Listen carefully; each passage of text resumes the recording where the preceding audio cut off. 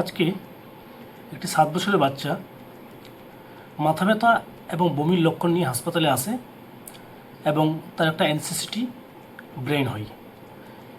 এখানে যে ইমেজগুলো আপনারা দেখতে পাচ্ছেন এটা হচ্ছে একটা তার এনসিসিটি ব্রেন এক্সিয়াল কাট স্ক্যান।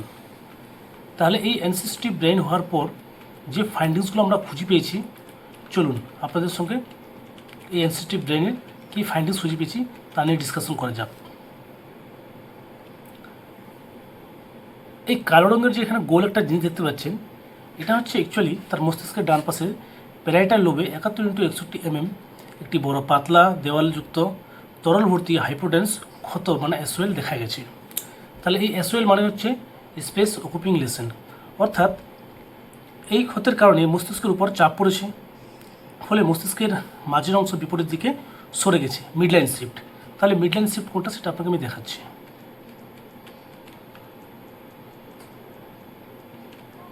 দেখুন এখান থেকে অ্যাকচুয়ালি ব্রেনটা কী হয়েছে, ডান দিক থেকে বাঁ দিকে কিন্তু ব্রেন কিছুটা শিফট হয়ে গেছে, এই জন্য এটাকে বলা হয় মিডলাইন শিফট।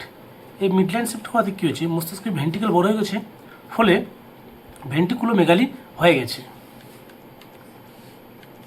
এই দেখবেন এই পাশে যে ভেন্ট্রিকলটা অনেকটা বড় হয়ে গেছে, এই ভেন্ট্রিকল অনেকটা বড় হয়ে যাওয়ার কারণে এটা কিন্তু ভেন্ট্রিকুলোমেগালি হয়ে গেছে।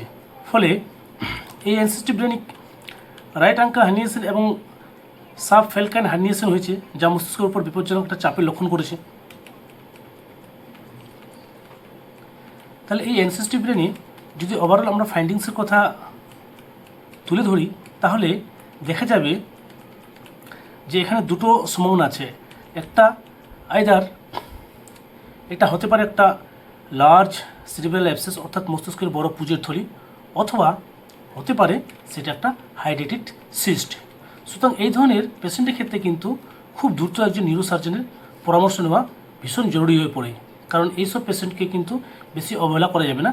দ্রুত একজন নিউরোসার্জনের পরামর্শ নিয়ে তার চিকিৎসা শুরু করা উচিত। যদি আপনাদের কারো এই ধরনের কোনো লক্ষণ থাকে, মাথা ব্যথার সঙ্গে বমি বমি ভাব, চোখে ঝাপসা দেখা, তো আপনারা অবহেলা করবেন না, দ্রুত কোনো নিউরোলজিস্ট বা নিউরোসার্জনের একবার পরামর্শ নেবেন।